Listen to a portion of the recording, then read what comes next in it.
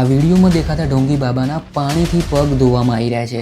જે નીચે બેસીને પગ ધોઈ રહી છે એ લેડીઝ આખા મહારાષ્ટ્રની મહિલા આયોગની ચેરપર્સન છે. જે ઢોંગી બાબાની આટલી બધી સેવા થઈ રહી છે એનું નામ અશોક ખેરાત છે અને એમના અંધભક્તોના ખાલી જન્મ તારીખની તારીખ જોઈને જ આગળનું ભવિષ્ય કહી દે છે. આ બાબા જેવા તેવા નથી. આ બાબા જોડે કરોડોનું એક પ્રાઇવેટ જેટ પણ છે. આ પાખંડી બાબા એટલા જોરદાર છે કે દિલ્હીના એકદમ હાઈ પ્રોફાઇલ નેતાની પત્ની પણ આમની અંધભક્ત બનીને બેઠેલી છે. જ્યારે બધા ભાવિ ભક્તો એમના શિવજીનું રૂપ માની બેઠા હતા ત્યારે આ ઢોંગી બાબાના પેન ડ્રાઈવની અંદરથી 58 અશ્લીલ વિડીયો મળે છે. જે અશ્લીલ વિડીયોની અંદર એ અલગ અલગ લેડીઝ સાથે અશ્લીલ હરકતો કરતા પકડાય છે. જ્યારે આખા મહારાષ્ટ્રની મહિલા આયોગની ચેરપર્સન રૂપાલી ચાકણકર આ બાબાની સેવામાં લાગી ગઈ હતી ત્યારે બીજી બધી મહિલાઓ પણ આ બાબા પર ભરોસો કરવા માંડી હતી.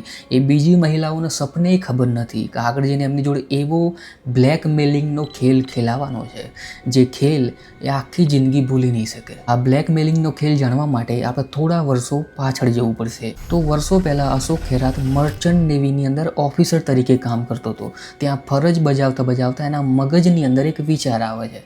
એ વિચારે છે કે એક અંકશાસ્ત્ર શીખી જાય અને એસ્ટ્રોલોજી શીખી જાય તો એની જિંદગીની અંદર કઈ પૈસાની કમી થાય નહીં. ત્યારે જ એ અંકશાસ્ત્ર અને એસ્ટ્રોલોજી શીખવાનું ચાલુ કરે છે અને એની આજુબાજુના ઓફિસરનું ભવિષ્ય જોવાનું ચાલુ કરે છે. એ ખાલી બર્થ ડેટથી જ એમનું આગળનું ભવિષ્ય કહી દેતો. આવા તુક્કા અમુક વખત સાચા પણ બની જતા અને આ તુક્કા એટલા સાચા થઈ ગયા કે પછી આ અશોક ખેરાતમાંથી અશોક બાબા બની ગયો. આવી લોકોની અંધભક્તિને પડાપડી જોઈને અશોક ખેરાત સમજી જાય છે કે એના આવા મર્ચન્ટ નેવી ઓફિસરની જોબ કોઈ જ કામની નથી. હવે એના આગળ જઈને હવે બાબા જ બનવું છે. આની અંધભક્તિના આની પ્રસિદ્ધિ એટલી ફેલાઈ છે કે નાસિક પોલીસ પણ આ અંધભક્તિનો શિકાર બની જાય છે. નાસિક પોલીસ પણ આ ઢોંગી બાબા જોડે અમુક જે કેસ એમનાથી સોલ્વ નહોતા થતા એ કેસ સોલ્વ કરવા માટે આ બાબા જોડે પહોંચી જાય છે અને આ બાબા એ કેસને સોલ્વ કરવા માટે તારીખો આપવા માંડે છે કે આ તારીખે આ માણસ આ જગ્યાએથી પકડાઈ જશે અને આ કેસ 1-2 મહિનામાં સોલ્વ થઈ જશે. આવા તુક્કા સાચા પણ પડતા હતા. ત્યારે જ નાસિક પોલીસ પણ આ બાબાની ભક્તિમાં લાગી ગઈ હતી. પણ પ્રોબ્લેમ ત્યાં આવે છે કે આ ઢોંગી બાબા જોડે કામ કરતો નિલેશ જાદવ એક લેડીઝને મેસેજ કરે છે. એ વોટ્સઅપની અંદર મેસેજમાં લખે છે કે એના પ્રાઇવેટ વિડીયો અને પ્રાઇવેટ ફોટા એની જોડે છે.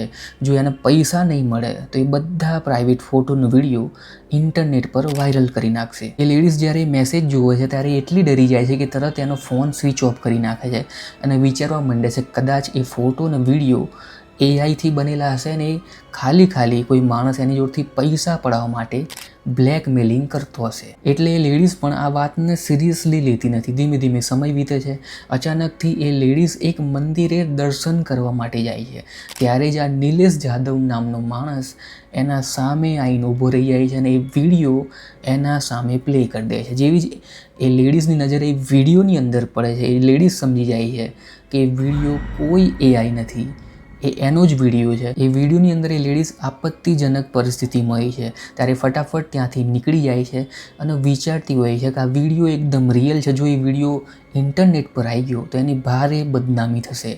આનાથી જ કંટાળીને એ લેડીઝ ફટાફટ નાસિક પોલીસ સ્ટેશન પહોંચી જાય છે. પોલીસ સ્ટેશનમાં જઈને આખી વાત આ નિલેશ જાદવની કરી નાખે છે. ત્યારે નાસિક પોલીસ પણ એના કામ પર લાગી જાય છે. નિલેશ જાદવને અશોક ખેરાતની ઓફિસ પરથી ઉઠાવે છે અને એની કડક રીતે પૂછપરછ કરે છે. પૂછપરછના ચાલતા જ પોલીસ એનો ફોન ચેક કરે છે. જ્યારે ફોન ચેક કરવામાં આવે છે તો અંદરથી આવા અનેક વિડીયો મળે છે જેની અંદર અલગ અલગ લેડીઝ જોડે અશ્લીલ હરકતો ચાલી રહી હતી. પણ આ વિડીયોની અંદર પ્રોબ્લેમ એ હતી કે આ બધા વિડીયોની અંદર જે માણસ હતો એનો ફેસ ક્લિયર દેખાતો નહોતો. આની અંદર બધી લેડીઝના ફેસ એકદમ ક્લિયર હતા. તો એ અંદર માણસ કોણ છે એ ક્લિયર થતો નહોતો. ત્યારે જ નાસિક પોલીસ આ વાતને ક્લિયર કરવા માટે અશોક ખેરાતની પૂછપરછ કરવાની ચાલુ કરે છે ઢોંગી બાબાની. અહીંયા ઢોંગી બાબા આખી સ્ટોરીને 360 ડિગ્રી ફેરવી નાખે છે. જ્યારે નાસિક પોલીસ અશોક ખેરાતના અશ્લીલ વિડીયો વિશે પૂછતી હોય છે ત્યારે કહે છે કે મને પણ સેમ આ જ રીતે બ્લેકમેલ કરી રહ્યા છે. એ પણ મુંબઈના 2 બિઝનેસમેન મારી જોડે 5 કરોડ રૂપિયા માંગી રહ્યા છે અને આવા સેમ વિડીયો મને મોકલી રહ્યા છે. આ ઢોંગી બાબાની ખોટી સ્ટોરીમાં પોલીસ પણ આવી જાય છે અને નાસિક પોલીસ પણ આગળ તપાસ કરવાની બંધ કરી દે છે. અહીંયા બધું જ શાંત થઈ ગયું હતું, પણ આ અશોક ખેરાતનો પાપનો ગળો કદાચ થોડો વધારે જ ભરાઈ ગયો હતો. અચાનકથી માર્ચ મહિનાની અંદર બહુ મોટા ઓફિસરની પત્ની નાસિક પોલીસ સ્ટેશનમાં ઘૂસી જાય છે.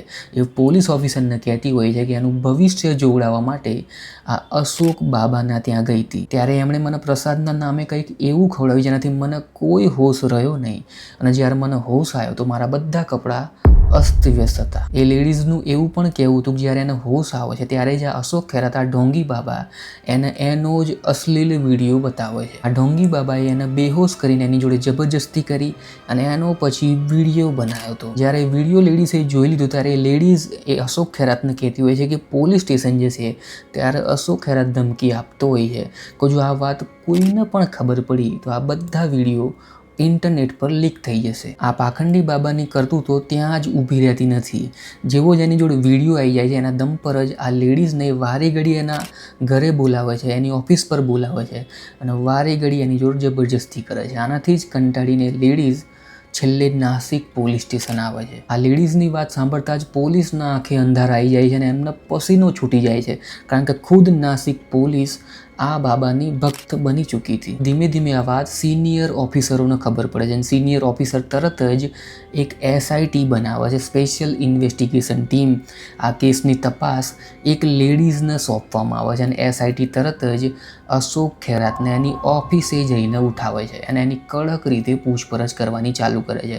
એક ટીમ અશોક ખેરાતની પૂછપરછમાં લાગી જાય છે અને એક ટીમ એના આખા ઘર અને આખા ઓફિસની તપાસ કરવામાં લાગી જાય છે. ત્યારે જ પોલીસને એક પેન ડ્રાઈવ મળે છે. જે પેન ડ્રાઈવની અંદર 58 અશ્લીલ વિડીયો મળે છે. જે વિડીયોની અંદર આ બાબા અલગ અલગ લેડીઝ સાથે અશ્લીલ હરકતો કરે છે અને લેડીઝ બધી હાઈ પ્રોફાઇલ નીકળે છે. કેસ પણ બીજા કેસની જેમ ફટાફટ પતી જવાનો હતો, પણ આ 58 વિડીયોની અંદરથી એક વિડીયો ઇન્ટરનેટ પર વાયરલ થઈ જાય છે. ત્યારે જ મીડિયા આ કેસની વાતો કરવાની ચાલુ કરી દે છે. જે વાયરલ વિડીયોની અંદર એ ઓફિસની અંદર ઊભો છે અને સામે એક લેડીઝ છે અને એની જોડે અશ્લીલ હરકત કરી રહ્યો છે અને એની બહાર એમના અંધ ભક્તો બેઠા છે. પણ વિચારવા જેવી વાત એ છે કે આવી વેલ એજ્યુકેટેડ મોટા ઘરની લેડીઝ પણ આ બાબાના ચક્કરમાં કેવી રીતે પડી ગઈ. ત્યારે બહાર પડ્યું કે આ બાબા મોટા મોટા સપના બતાવતો હતો અને એક પૂજાનું બહાનું કહીને આ લેડીઝને બોલાવતો હતો. એ પૂજાનું આણે નામ આપ્યું હતું યોની પૂજા. જે પૂજાની અંદર એ નશીલી દવા પીવડાવતો. જ્યારે લેડીઝ બેહોશ થઈ જતી ત્યારે એની જોડે જબરજસ્તી કરતો, એનો વિડીયો બનાવતો અને પછી બ્લેકમેલિંગ કરતો. પણ આ ભાવિ ભક્તોને ભરોસો એટલા માટે પણ બેસી ગયો હતો કે જ્યારે એકનાથ શિંદે મહારાષ્ટ્રના ડિપ્ટી CM પણ આ બાબા જોડે ભવિષ્ય જોવડાવવા માટે આવ્યા હતા. ત્યારે એમના ફોટા વાયરલ થયા બાબા જોડે, એટલે લોકો પણ ભરોસો કરતા ગયા કે આ સ્વયં ભગવાનનું જ રૂપ છે. પણ અત્યારે આ ઢોંગી બાબાની બધી હકીકત બહાર આવી ગઈ છે અને અત્યારે આ ઢોંગી બાબા પોલીસની કસ્ટડીમાં છે. ત્યાં સુધી તમારા શું વિચાર છે આ કેસના રિલેટેડ એ જરૂરથી કોમેન્ટ સેક્શનમાં લખજો. મેં આવો જ એક બીજો વિડીયો બનાવ્યો છે જેમાં આ જ રીતે સુરતમાં રહેતો એક પ્રદીપ ગુરુ નામનો માણસ કેવી રીતે એક હેર કટિંગના કામથી 2 કરોડનો આશ્રમ બનાવે છે અને કેવી રીતે અમદાવાદ ક્રાઇમ બ્રાન્ચ એને નકલી નોટો છાપતા પકડે છે. તમે આખો વિડીયો અહીંયા ક્લિક કરીને જોઈ શકો છો. ત્યાં સુધી હું મળીશ તમને આગળના વિડીયોની અંદર. Thanks for watching.